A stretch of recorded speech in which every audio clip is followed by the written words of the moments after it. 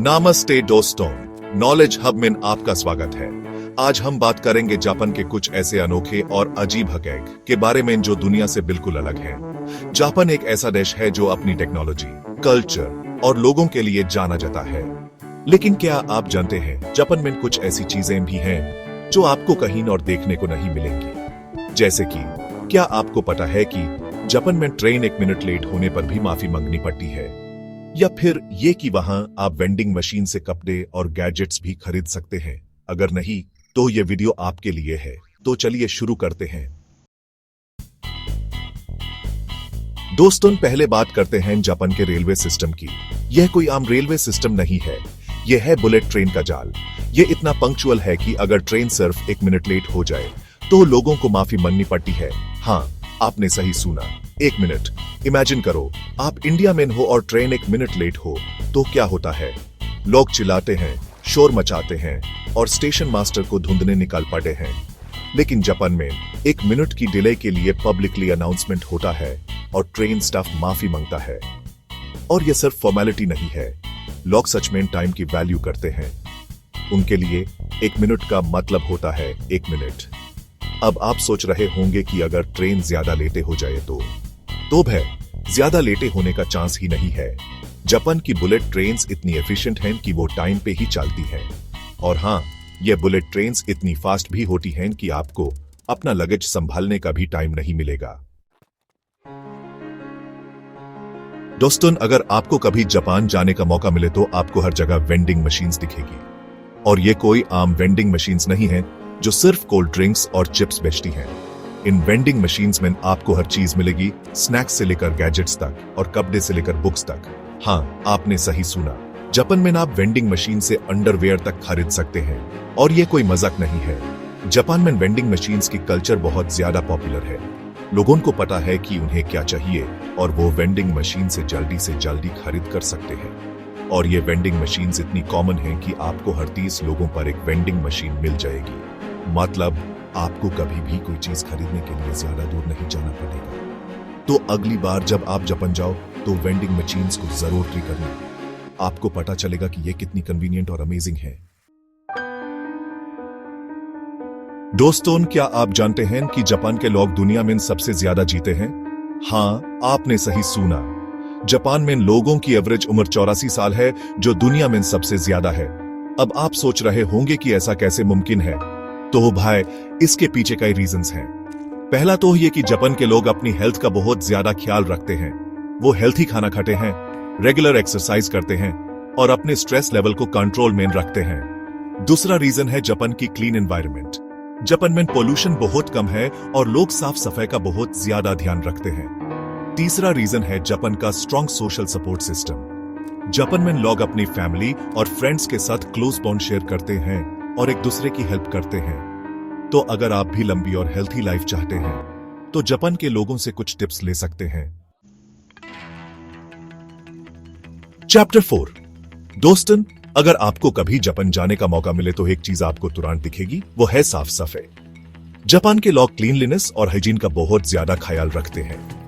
आपको हर जगह साफ सफाई दिखेगी, चाहे वो स्ट्रीट्स हो या पब्लिक टॉयलेट्स।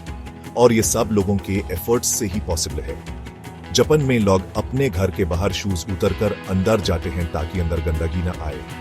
और ये सिर्फ घरों की बात नहीं है, पब्लिक प्लेसेस जैसे स्कूल्स, ऑफिसेज और रेस्टोरेंट्स में भी आपको अलग से स्लीपर्स मिलेंगे। लोगों को बचपन से ही यह सिखाया जाता है कि साफ सफाई कितनी इंपॉर्टेंट है और उन्हें अपने आसपास का एनवायरनमेंट क्लीन रखना चाहिए। इसके अलावा जापान में लिटरिंग करना एक बहुत बड़ा क्राइम है। अगर आप किसी पब्लिक प्लेस पर कूड़ा फेंकते हुए पकड़े गए तो आपको जुर्माना भरना पड़ सकता है। तो अगली बार जब आप जापान जाओ तो साफ सफाई का ख्याल जरूर रखना। चैप्टर 5। दोस्तों, क्या आपने कभी कैप्सूल होटल्स के बारे में सुना है? अगर नहीं तो आज हम आपको बताते हैं जापान के इन यूनिक होटल्स के बारे में। कैप्सूल होटल्स में आपको सिर्फ एक छोटा सा कैप्सूल मिलता है सोने के लिए, जहां आप बैठकर रिलैक्स कर सकते हैं, टीवी देख सकते हैं और सोने के लिए लेट सकते हैं। हाँ, आपने सही सुना, सिर्फ सोने के लिए। इन कैप्सूल्स में आपको ज्यादा स्पेस नहीं मिलेगा, लेकिन आपको बेसिक अमेनिटीज जैसे कि लाइट, फैन और चार्जिंग पॉइंट्स जरूर मिलेंगे। कैप्सूल होटल्स बजट ट्रैवलर्स के लिए बहुत पॉपुलर हैं क्योंकि ये ट्रेडिशनल होटल से बहुत सस्ता होते हैं और ये उन लोगों के लिए भी परफेक्ट हैं जो सिर्फ एक रात के लिए रुकना चाहते हैं और उन्हें ज्यादा स्पेस की जरूरत नहीं है। तो अगली बार जब आप जापान जाओ और बजट टाइट हो तो कैप्सूल होटल्स को जरूर ट्राई करना। ये एक यूनिक और अफोर्डेबल एक्सपीरियंस होगा। चैप्टर 6 दोस्तन, जापान एक ऐसा देश है जहां अर्थक्वेक्स बहुत कॉमन है। हर साल जापान में 1500 से ज्यादा अर्थक्वेक्स आते हैं। हाँ, आपने सही सुना, 1500 से ज्यादा। अब आप सोच रहे होंगे कि अगर इतने अर्थक्वेक्स आते हैं तो लोग कैसे रहते होंगे। तो भाई, जापान के लोग अर्थक्वेक्स के साथ रहना सीख चुके हैं। उनके बिल्डिंग्स और इंफ्रास्ट्रक्चर को अर्थक्वेक प्रूफ बनाया जाता है ताकि ज्यादा नुकसान ना हो और लोगों को भी यह सिखाया जाता है कि अर्थक्वेक की टाइम कैसे सेफ रहना है। स्कूल्स और ऑफिसेज में रेगुलर अर्थक्वेक ड्रिल्स होती हैं ताकि लोग इमरजेंसी सिचुएशन के लिए प्रिपेयर्ड रहें। तो अगर आप कभी जापान जाओ और अर्थक्वेक आए तो घबराना नहीं, बस काम रहो और अपने आसपास के लोगों की हेल्प करो। चैप्टर 7 दोस्तों, बात करेंगे जापान के नेशनल स्पोर्ट की, जो है सुमो रेसलिंग। यह कोई आम रेसलिंग नहीं है, यह है सेंचुरीज पुरानी ट्रेडिशन जिसमें दो पहलवान एक दूसरे को एक सर्कुलर रिंग में धक्का देते हैं। यह पहलवान कोई आम पहलवान नहीं होते, ये होते हैं जायंट्स। इनका वेट 100 किलोग्राम से भी ज्यादा होता है और ये स्पेशल डाइट फॉलो करते हैं ताकि अपने आप को स्ट्रॉन्ग बना सके। सुमो रेसलिंग सिर्फ एक स्पोर्ट नहीं है, यह एक आर्ट फॉर्म है जिसको बहुत रिस्पेक्ट दिया जाता है। पहलवान मैच शुरू होने से पहले इलैबोरेट रिचुअल्स परफॉर्म करते हैं और उनके कॉस्ट्यूम्स भी बहुत स्पेशल होते हैं। अगर आपको कभी जापान जाने का मौका मिले तो सुमो रेसलिंग मैच जरूर देखना, यह एक यूनिक और अनफॉरगेटेबल एक्सपीरियंस होगा। दोस्तों, अब बात करेंगे जापान की खूबसूरती की, और यह खूबसूरती आती है हर साल स्प्रिंग में जब चेरी ब्लॉसम ट्रीज ब्लूम होते हैं। चेरी ब्लॉसम, जिसको जापान में सकुरा भी कहा जाता है, जापान का नेशनल फ्लावर है और ये हर साल स्प्रिंग में पूरी कंट्री को पिंक और व्हाइट फ्लावर्स से साजा देता है। लोग डोर डोर से पार्क्स और गार्डन्स में आते हैं ताकि इस खूबसूरती को देख सकें और इस सीजन को सेलिब्रेट कर सकें। लोग अपने फैमिली और फ्रेंड्स के साथ पिकनिक मनाते हैं, म्यूजिक कॉन्सर्ट्स अटेंड करते हैं और चेरी ब्लॉसम ट्रीज के नीचे चाय पीते हैं। चेरी ब्लॉसम सीजन सिर्फ खूबसूरती का सीजन नहीं है, यह नए शुरुआत का भी सीजन है। जापान में स्कूल और फाइनेंशियल ईयर अप्रैल में शुरू होता है, जो कि चेरी ब्लॉसम सीजन की टाइम ही होता है। तो cherry blossom season hope, renewal और नए बिगिनिंग्स का भी सिंबल है। अगर आपको कभी जापान जाने का मौका मिले तो चेरी ब्लॉसम सीजन में जरूर जाना, यह एक ऐसा एक्सपीरियंस होगा जिसको आप कभी नहीं भूलेंगे। दोस्तों, क्या आपने कभी एनिमे या मंगा देखा है? अगर नहीं तो आप बहुत मिस कर रहे हैं। एनिमे और मंगा जापान के एनिमेशन और कॉमिक्स हैं जो पूरी दुनिया में पॉपुलर हैं।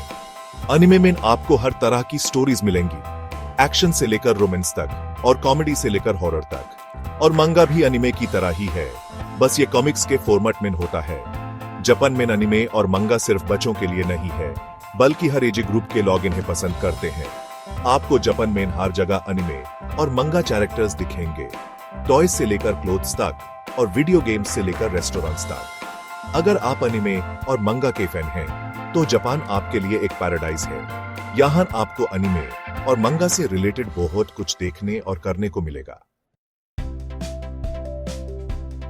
दोस्तों, अब बात करते हैं जापान की टेक्नोलॉजी की, जो पूरी दुनिया में फेमस है। जापान रोबोट्स और एआई टेक्नोलॉजी में बहुत एडवांस्ड है और यहाँ आपको हर जगह रोबोट्स दिखेंगे। होटल्स में रोबोट्स आपको चेक इन करवाएंगे, रेस्टोरेंट्स में रोबोट्स आपको खाना सर्व करेंगे और हॉस्पिटल्स में रोबोट्स डॉक्टर्स की हेल्प करेंगे। हाँ, आपने सही सुना, जापान में रोबोट्स हर जगह हैं। जापान के लोग रोबोट्स को फ्यूचर का पार्ट मानते हैं और वो उनके साथ रहना सीख चुके हैं।